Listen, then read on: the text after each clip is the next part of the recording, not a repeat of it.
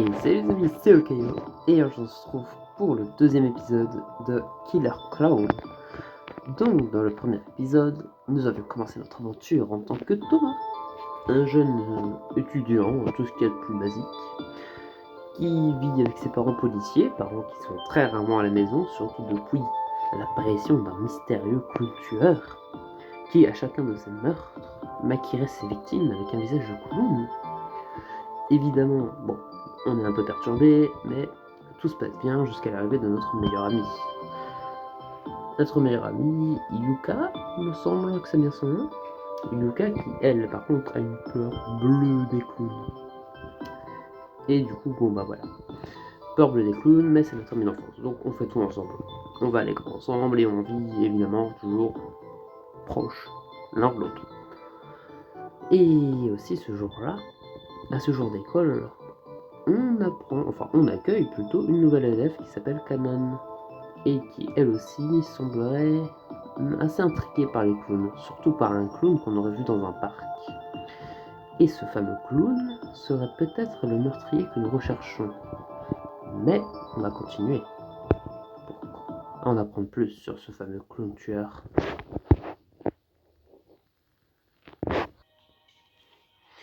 La classe est à nouveau en ébullition alors que se répand la nouvelle du dernier assassinat.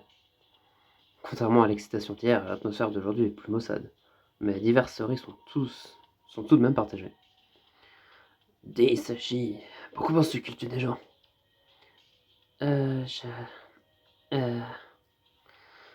lui fais peur. En fait, ça porte mon aide. Si nous réfléchissons, nous pourrons peut-être en éviter d'autres. C'est vrai. Les profs ont dit que de toute façon, nous ne devrions pas rentrer seuls à la maison par les temps qui courent. Et on pourrait faire un tour à l'arcade tout à l'heure et... Ah, bonne idée. Plus on est fou, plus on rit. Le tueur en série ne pourra pas nous attraper tous en même temps. Je serais surpris si tu ne te faisais pas choper en premier, Ishi. Tu ne peux pas courir. Eh. Alors que les plaisanteries se poursuivent, je ne peux m'empêcher de penser à Yuka. Yuka a besoin d'arriver au lycée plus tôt que moi, et bien que je lui ai proposé de marcher avec elle, elle a refusé. Rien de surprenant. J'espère qu'elle va bien. Je ne l'ai pas encore vue. Elle dit qu'elle devait aider un prof à faire quelque chose. Normalement, elle serait déjà mêlée à la conversation. Ça fait plaisir de voir que tu es toujours assez optimiste. Quand on parle du loup, Thomas, ici présent, serait un excellent ajout à notre petite bande. Je parie que tu pourrais transpercer ce tueur d'un coup de poing, pas vrai? Je ris nerveusement et balaye la proposition d'un revers de la main. C'est bien qu'il ne panique pas, surtout après hier. Mais ce n'est pas comme si quelqu'un d'autre avait vu la victime comme... toi. Je lève les yeux et Canon est là, les bras croisés en train de fusiller du regard. Tiens, elle est plus tard la pensée, quoi. Oui. Bon, nous devrions probablement donner tous les deux notre déposition à la police à un moment donné. Retrouve-moi sur le toit à midi. Seul. Au moment où elle retourne à son bureau, le prof entre. Yuka à la suite près. Toujours pas raconter à Yuka ce que j'ai vu hier, mais je veux pas l'inquiéter. Elle flippe déjà à cause des clowns. Yuka s'assoit et se penche vers moi pour me chuchoter quelque chose à l'oreille. Hé, j'ai vu Canon te parler avant que j'entre. Qu'est-ce qu'elle te veut? C'est peut-être à propos de quelque chose qui s'est passé hier. Hier, après les cours, je l'ai trouvé au parc et... Je sens une bouffée d'air passer à côté de moi alors qu'un morceau de crème manque ma tête de justesse. La prof nous lance un regard noir et nous reportons rapidement notre attention sur elle. Je te le dirai plus tard, je suppose. Dès que la cloche de midi retentit, la classe s'anime. Canon me jette un regard avant de s'éloigner, mais j'aperçois Sachi qui la suit. Sachi? Ah ouais, vous voulez déjeuner avec Canon. Je crois qu'elle n'a pas remarqué qu'elle t'a demandé de sortir avec elle tout à l'heure. Les oreilles de Wicca se redressent et ses yeux s'écarquillent. Elle t'a demandé de sortir avec elle, hein? Mes joues se réchauffent instantanément. Ah, ce n'est pas du tout ça, elle veut juste me parler. C'est toujours comme ça que ça commence. Soupir et Yuka ricane. Ah, elle veut que nous soyons seuls pour discuter. Mais je te raconterai plus tard, Yuka. Oh, tu ferais mieux. Je me dirige vers la porte et au moment où je sors de la salle, j'entends Yuka réprimander Ishi. Qu'est-ce qui l'énerve autant? Elle est jalouse. Après avoir grimpé un nombre de marches dignes d'un pèlerinage, j'arrive sur le toit. Même avec mon entraînement, j'ai l'impression que les dieux ont conçu ces escaliers pour servir de test. Des choses que les simples mortels comme moi auront toujours du mal à faire. Pourquoi ces marches sont-ils si raides? Je repère Canon qui termine de déjeuner avec Sachi. Ah, tu es là. Les yeux de Sachi s'écarquillent et elle rougit violemment. Elle s'incline brièvement avant de prendre ses affaires et de s'excuser. Désolé, je vais partir maintenant. Ce n'est pas grand-chose, et elle part. Je me sens un peu mal d'avoir interrompu Sachi alors qu'elle essaye de se lier d'amitié avec le nouvel. Je me demande si Sachi a des amis proches. Cette fille ne dit jamais rien, même avec les bandes de joyeux lurons de la glace. Elle a toujours eu du mal à s'intégrer. Salut. Salut. Alors, tu veux parler? Canon acquiesce et me fait un signe de m'approcher d'un air sérieux. Tu étais là toi aussi. Au parc. Je suppose que tu avais les infos. Ouais, la victime est l'homme qui regardait l'artiste de rue hier. Canon serre les poings. C'est pour ça que je déteste les clowns. Hey, nous ne sommes pas encore sûrs que cet artiste de rue soit le tueur, il est bien suspect, mais... Canon me regarde et secoue la tête. Ça n'a pas d'importance. Tu as vu la victime d'hier, cela te rend responsable à certains égards. Je ne te contredirai pas, nous devons aller faire une déclaration à la police. Ce n'est pas ça. Il s'interrompt un instant. J'ai besoin de ton aide, Thomas. Confus, je fronce les sourcils. Je t'ai vu faire ces exercices au parc. Tu peux te battre, non? Moi, je deviens tout rouge. Je suppose que mes katas impromptus et mes entraînements ont attiré plus d'attention que je ne le pensais. Oui, mais... Alors aide-moi. Aide-moi à trouver le tueur. Les yeux vert vifs et résolus de Canon lancent des éclairs et mon cœur fait un bond.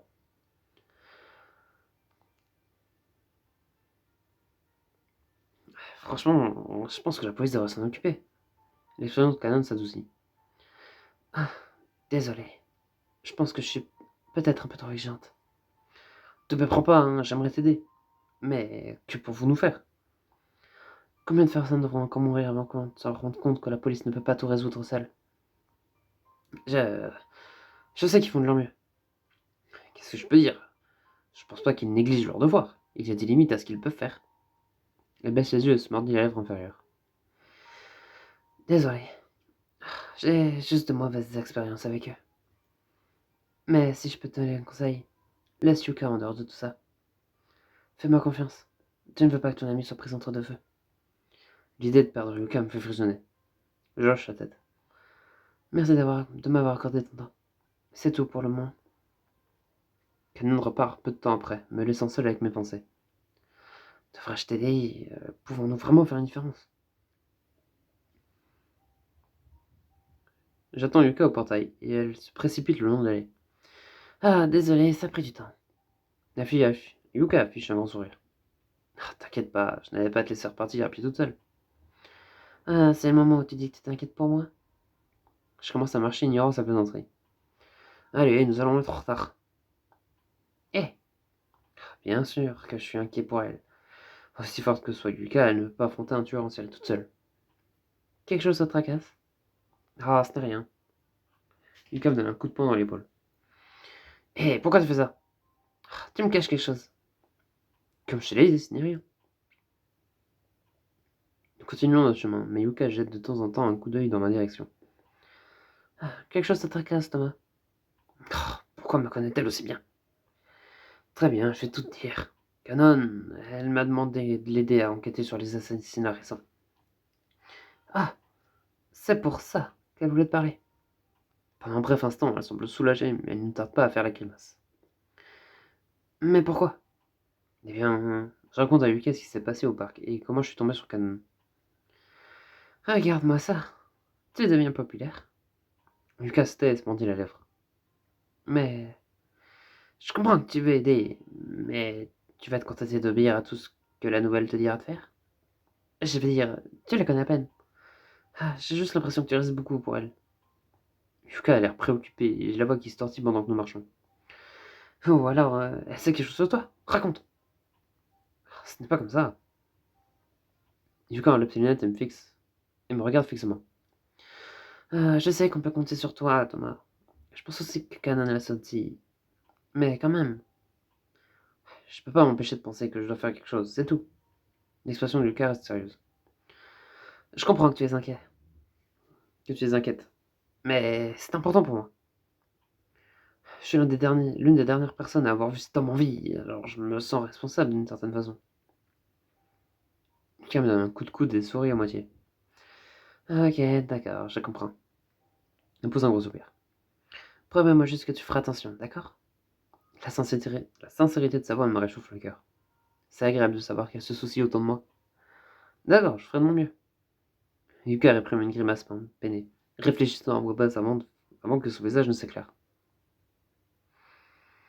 Soudain, elle croise les bras triomphalement et reste silencieuse jusqu'à ce que nous atteignions le dojo.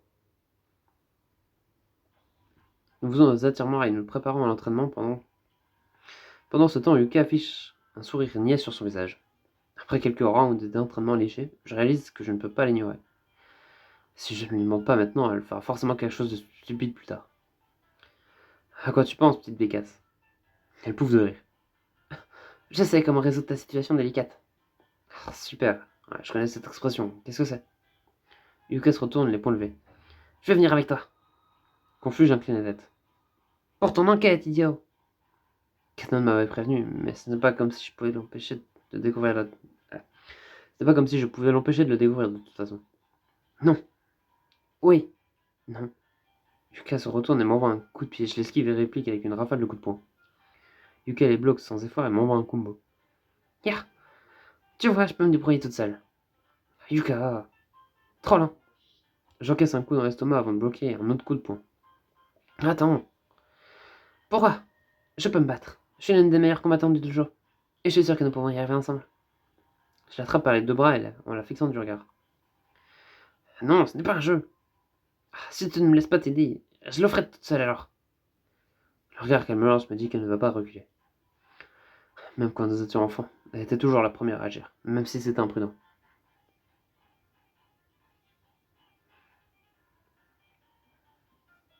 Très bien, je te connais depuis assez longtemps pour savoir que tu ne reculeras pas. Mais tu dois me promettre de rester à mes côtés pour que je puisse te protéger. D'accord, je n'ai pas pu entendre tes marmonnements. Ah, cette fille. Je t'ai dit, c'est sans importance. Je la lâche et attrape ma serviette pour cacher mon visage rouge. Mais Yuka se précipite sur moi par arrière et me fait une clé de bras. Hé, aïe! Nous n'avons pas encore fini. Yuka tire sur mon bras et le plie en un angle bizarre alors que je me débat pour me libérer. Ok, t'as gagné. Sa prise se desserre, mais elle ne lâche pas. Maintenant, je veux ton attention. Je veux l'entendre à nouveau. Tu vas quoi? Je ne le répéterai pas. Elle serre plus fort. Ah, allez, ne sois pas si têtu. Je la regarde par-dessus mon épaule et aperçois le visage de Lucas rouge vif. D'accord, j'ai dit que je te protégerais, d'accord? Sa prise se relâche. Encore une fois. Ah, je te protégerai, alors reste près de moi. Lucas me lâche enfin, et je sens le sang remonter dans mes bras. Mes membres ankylosés sont traversés de fourmis alors que je les frotte. Oh, bon sang, je sais plus quand t'es devenue aussi bonne. Lucas se détourne. Lucas? Le bout de ses oreilles est rouge cerise, et elle s'essuie le visage avec une serviette. Ne sois pas gêné maintenant, tu m'as obligé de le dire. Je remarque que ses joues sont toutes roses et que les reflets de sueur sur sa peau la font briller. Pendant un instant, j'oublie qu'elle est ma meilleure amie et je me perds dans sa beauté.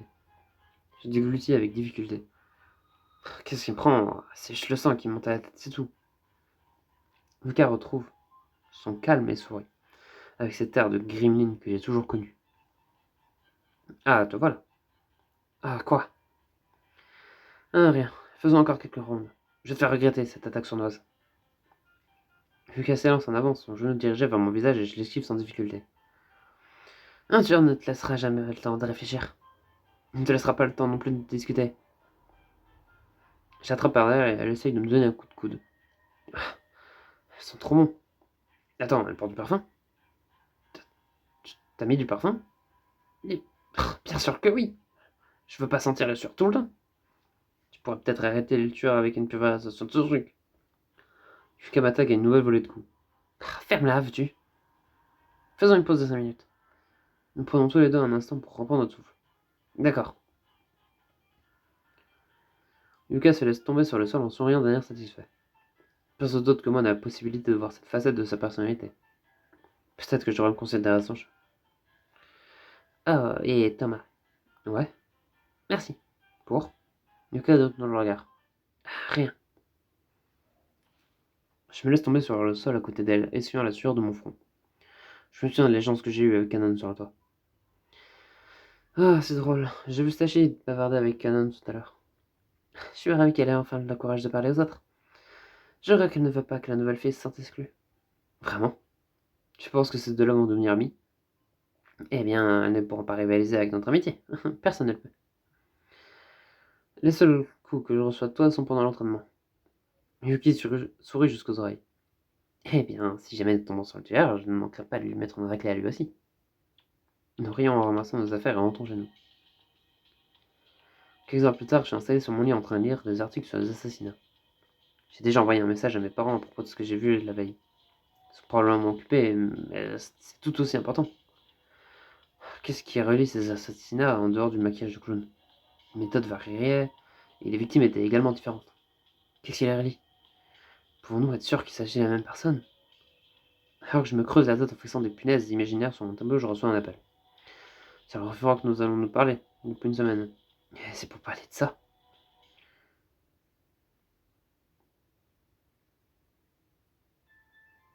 Ah, tiens donc. Qui est donc la personne qui nous appelle? Apparemment, c'est une personne ou des personnes à qui nous n'avons pas parlé depuis une semaine. Bon, il semblerait assez évident que ce soit nos parents, mais peut-être est-ce une troisième protagoniste ou un personnage random qui va popper de nulle part et qui va mourir dans la série. En tout cas, bon, on en a appris plus, on pouvait déduire de base que Canon voulait enquêter sur le clown et sûrement le mettre hors d'état de nuire, et on sait désormais que maintenant Yuka veut se joindre à la fête. Sûrement par pure jalousie, parce qu'à chaque fois c'est tout le temps le même refrain. Il y a toujours une des trois qui est jalouse et qui a besoin qu'on soit tout le temps avec elle. Mais bref, en tout cas j'espère que cet épisode vous aura plu. Si jamais c'est le cas, n'hésitez pas à vous abonner et à lâcher un like. C'était Okayo. Allez, salut!